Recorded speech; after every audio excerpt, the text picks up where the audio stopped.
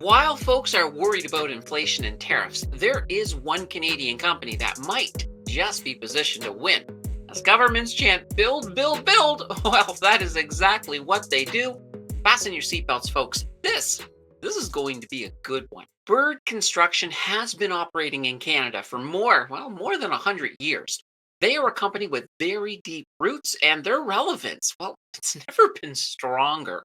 In a nutshell, Bird Construction is one of Canada's most dependable general contractors with operations spanning institutional, commercial, industrial, and civil infrastructure projects. In a world where governments are talking about building more and more, Bird is actually doing just that.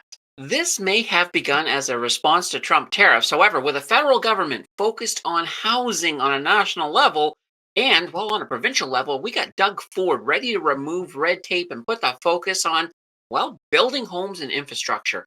Bird may be exactly in the right place at, well, exactly the right time. That's not a bad place to be. Of course, with that being said, we do have to ask some of the harder questions like, can this stock hold up if a recession hits? Can it grow even as, well, some of the costs are going to rise? And is it still a buy after, well, its recent run up? We're going to try to answer a lot of these in today's deep dive for sure. A sub to the channel is the best way to run to some future content. We are going to get to those fundamentals in just a moment, but before we do, I wanted to break down some pros and cons to bird construction. We will begin with a few of the pros. First off, bird construction is blessed with, well, they have a strong backlog of projects. In fact, they've got roughly $3 billion in projects that are just waiting for them to have some availability to do them. Another pro, which may also be a con, we'll talk about that in a moment, is that they do have significant exposure to government infrastructure contracts, which, well, that does bring a lot of stability to their cash flow. This also puts them in a very good position to grab more of those new infrastructure contracts, which are in the wind. They're definitely in the wind, on the way, according to the government. Another huge pro is that they're a Canadian company that works in Canada and more often than not sources most of their materials from Canada. And thus, they do have some isolation from tariffs. Now, there are some projects where they don't have a choice on where they source some of their material from. That's the part that may not come from Canada, but usually a lot of times it does as well. I do like the pros for sure, but in all fairness, let's look at the cons. So, first off, their reliance on government contracts, well, that I mentioned that could be a con as well because that could hurt them if the government decides to, well, slow spending or they change their direction completely. I'm hoping that's not the case when it comes to comes to the housing crisis and infrastructure. I have a feeling it's not. I think we're good, but it still needs to be considered.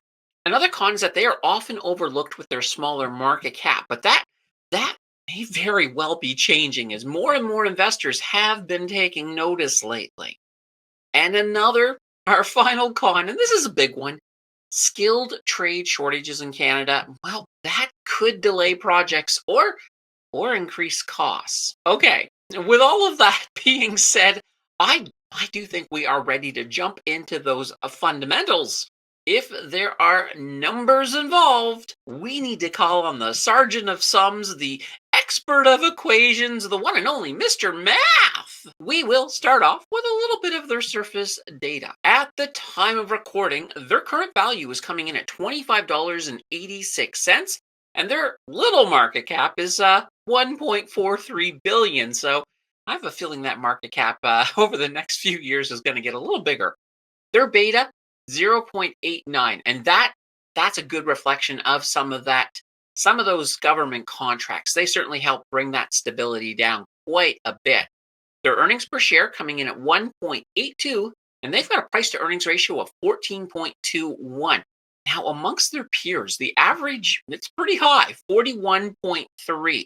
So just taking a peek at a few of those peers, we've got Badge Infrastructure Solutions with a PE ratio of 22.4, Stantec, PE ratio 42. And WSP Global, and boy, they're up there, 51.5. Okay, let's look at that price to book ratio. That's coming in at 3.34. Now, a higher price to book it's often a good sign that investors are expecting strong future growth. So that's not too shabby. Of course, it can also be an indication that they are overvalued, but I'm really not suspecting that to be the case this time around. Okay, let's look at that return on equity. Oh boy, 26.31%. Holy banana bread. I love this number. In fact, I think the first time I stumbled onto bird construction was thanks to that ROE value. So it definitely stands out. Their return on assets, 5.72%. Okay, these numbers are very solid, and I've got no complaints at all. So let's dive a little deeper and take a look at their cash situation. Their revenue, that's coming in at 3.43 billion per year. Now, that revenue is actually forecast to grow faster than the Canadian market. That's not too shabby. Their earnings coming in at 99.50 million. Now, those earnings are projected to grow by a nice looking 27.08% per year over the next 5 years. I'm not surprised. I'm not surprised. Their profit margin, it is a little low, 2.90%. Looking at that free cash flow, 62.59 million. Operating cash flow, 95.34 million. Okay, let's take a look at their fair value. So once again, their current value at time of recording was $25.86. Using a discounted cash flow model, we get a fair value of, oh, look at this, $90.13. That does paint them as undervalued, 71.3%. Yikes! That's a good yikes, because that's pretty good. Their 1 year target, $32.56. That's a staggering increase of 25.91%. The analysts are loving this company, I think, as much as I'm starting to love them. Well, I'm lying. I've always loved them. Once again, good numbers, and that 1 year target it does feel doable for sure. So let's peel off another layer and take a look at their returns data. We will start with that dividend. They have a yield of 3.248%, monthly dividend of 7 cents per share. Payout ratio on that, 37.19%. Some investors used to complain that they had a low dividend, but it has grown quite a bit over the last 5 years. In fact, that 5 year average dividend increase, 22.42%. That's pretty darn good.